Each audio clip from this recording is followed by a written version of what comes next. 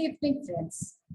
I am Ambika Varia, founder of Ananda Center for Counseling, a counseling psychologist and a psychotherapist.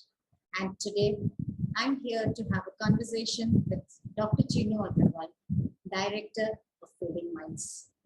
Ma'am, today is World Alzheimer's Day, and I thought this was the best opportunity to talk to you about it so that we can spread awareness of this disease, which is kind of catching up momentum, unfortunately. So a hearty welcome to this conversation. Thank you so much, Ambika. And as truly said by you, that this disease, the prevalence of this disease is increasing day by day. And as of now, it has become 1 million per year in our country. 1 million cases of Alzheimer's per year in our country, which is a whopping number. If you multiply it with caretakers, at least 4 million people every year are being affected by this disease. So ma'am, let me start with the very basic question that all of us normally have. What exactly is Alzheimer's disease?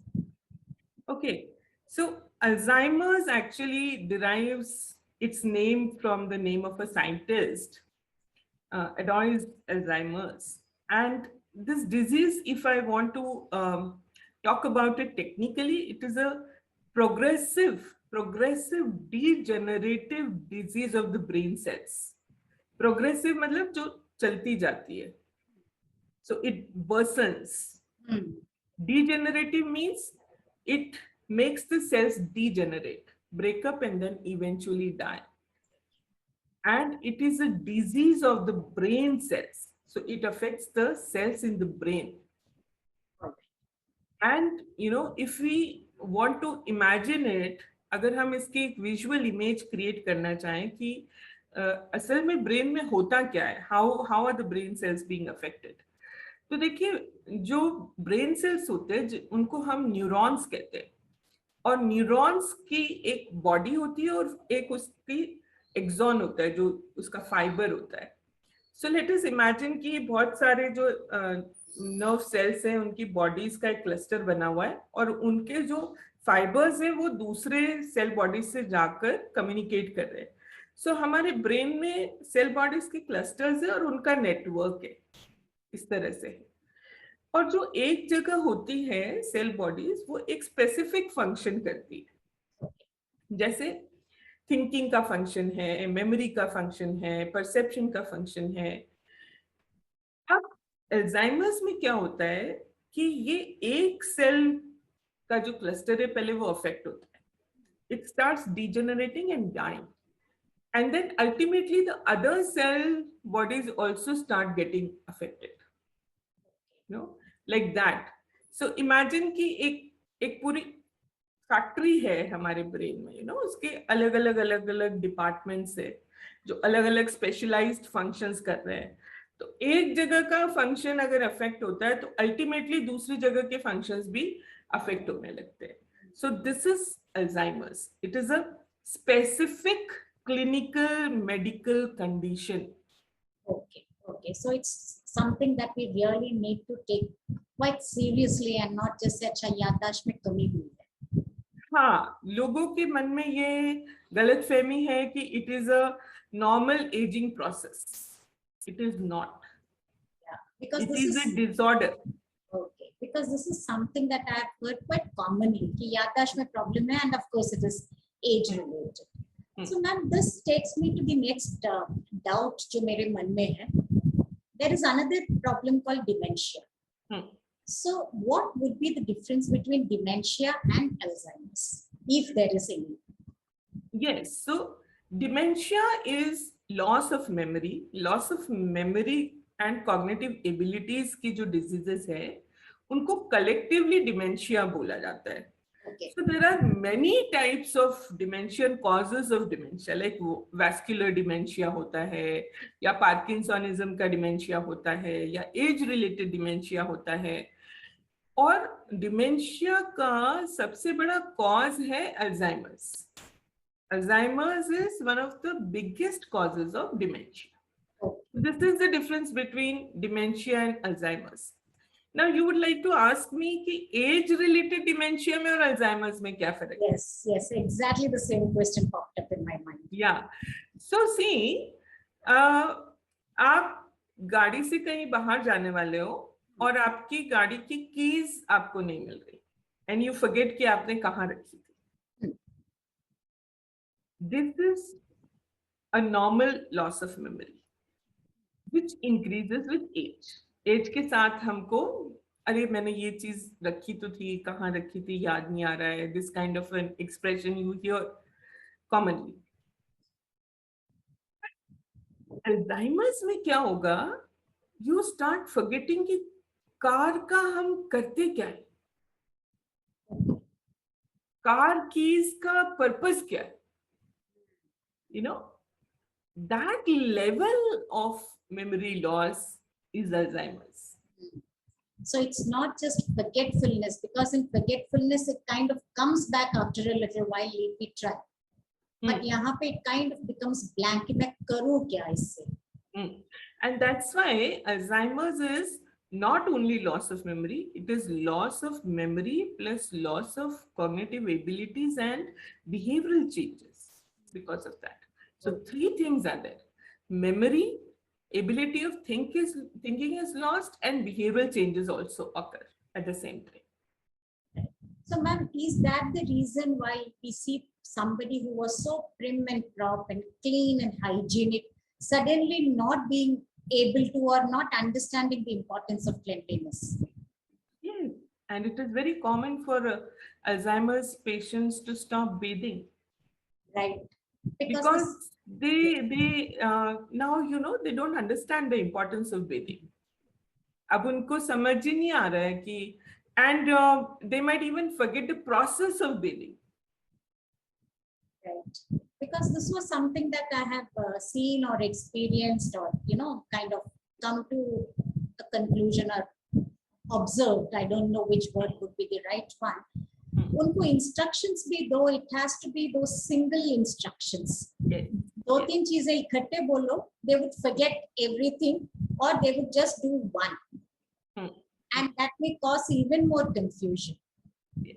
So that is something that I have observed. Yeah, I guess observe is the right word to use. Yes. So since we are talking about observation, ma'am, what would be the early symptoms for anybody to start thinking, could this be an onset of Alzheimer's by any chance? So, as I said that, the three groups of symptoms we have to look at, and it is a clinical diagnosis. But the first things that you should start making you think about whether you have a patient of Alzheimer's in front of you is when they start losing memory of commonplace things. Okay. Like names. They forget the names. खुद का नाम भूल जाएंगे या अपने बिल्कुल close लोगों का नाम ही उनको याद नहीं आ रहा है, या they get lost in familiar places, या they become confused about their normal activities, they're unable to think, they forget how are they related to you. Okay, the concept of relations. Yes. The concept of time. Right. And so not only memory, but the thinking also becomes confused and they're puzzled. They don't know that, what is happening.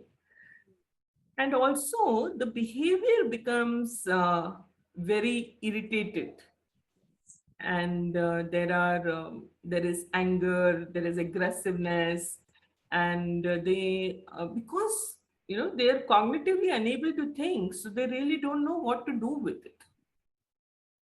So ma'am, since we are talking about symptoms, obviously it's the family members. It must be such a big shock to them to see their loved ones behaving in a different way, and it kind of hits us all of a sudden. It doesn't announce and come. Like if it's fever, pehle din 100 degree hota hai, then probably 101.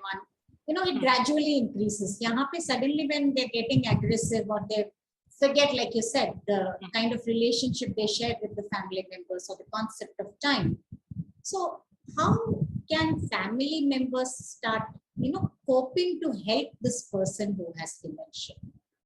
Because I think they Very play the most important role here now, because it's so difficult for them to take it, accept it, and it's very emotionally charging for them as well. Exactly, exactly.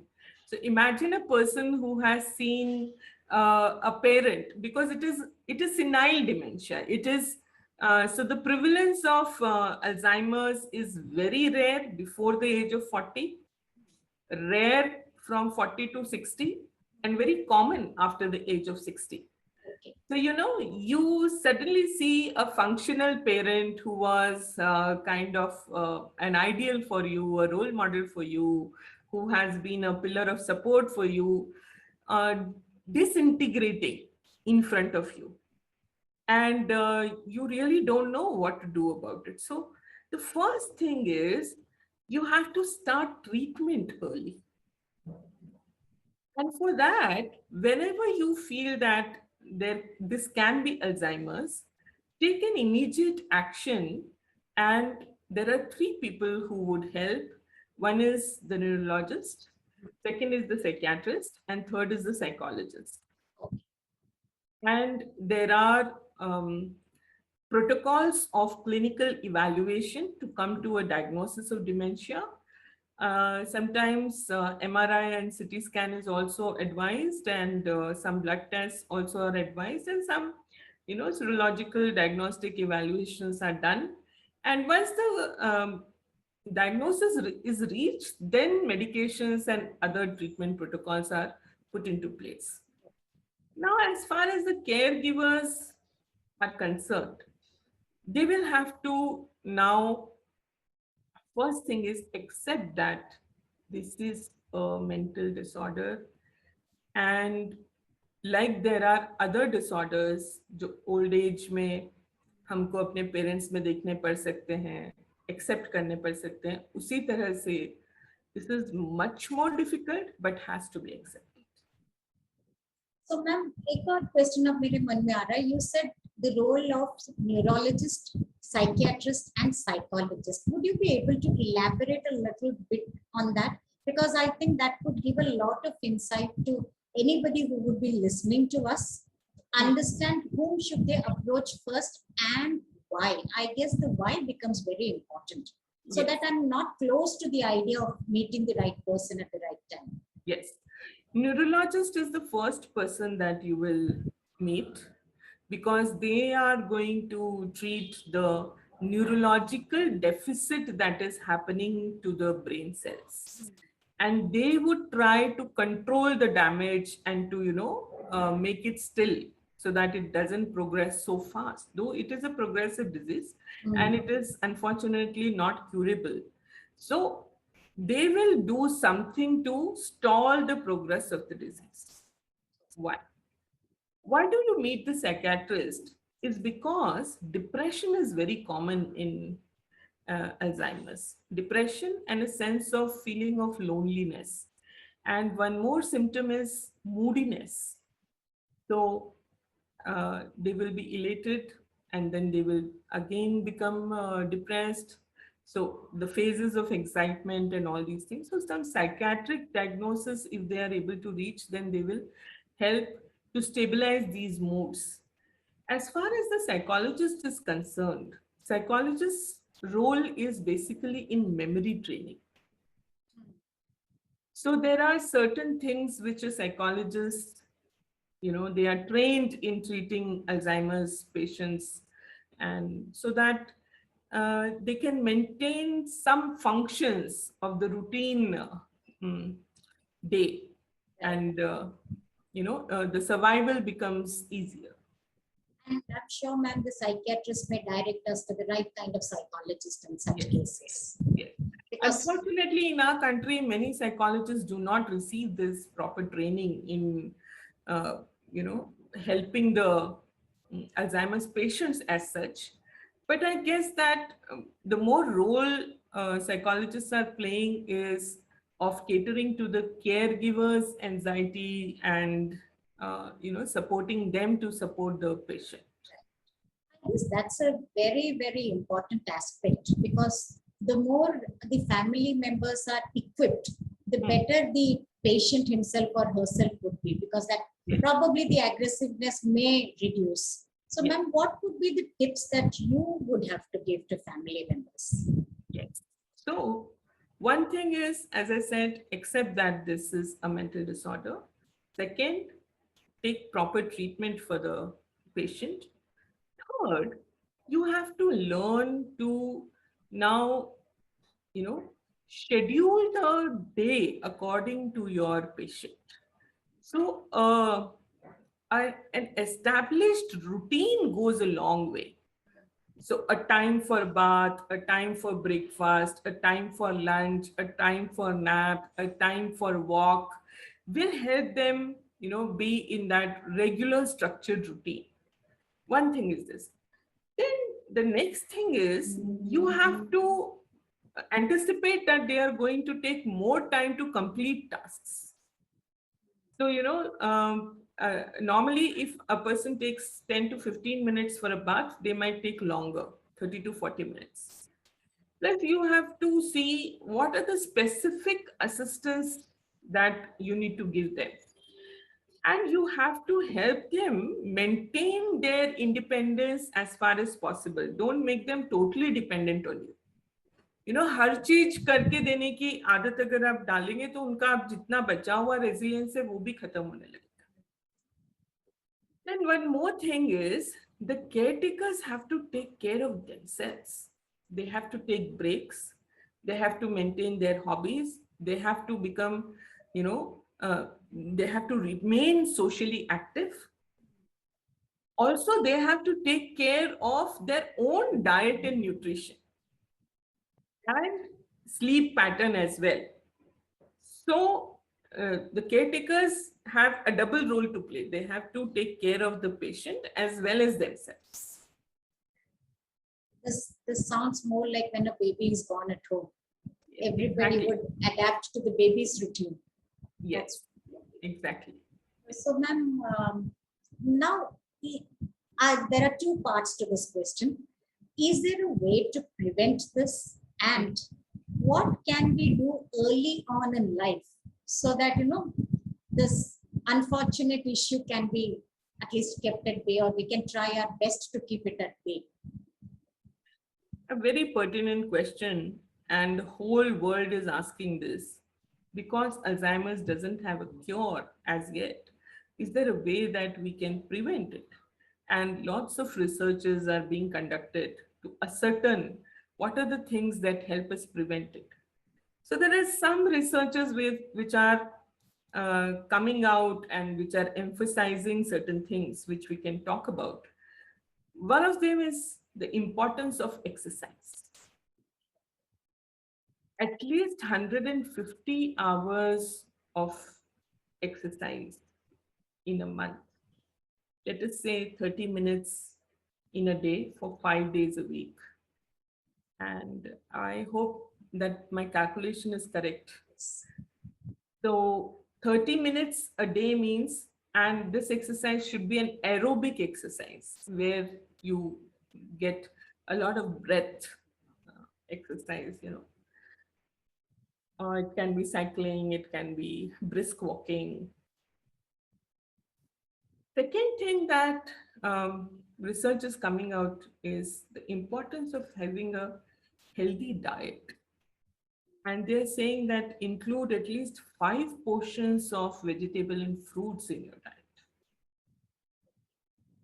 Also, avoid things like smoking, tobacco, alcohol, and highly processed fatty foods like processed cheese and all these things. They are being research कि इनकी वजह से हो सकता है कि brain cells पे fat जमा होता हो, या there is a theory of plaques and tangles in the brain. So plaking तो नहीं हो रही है या nerves का tanglement तो नहीं हो रहा है एक दूसरे के साथ.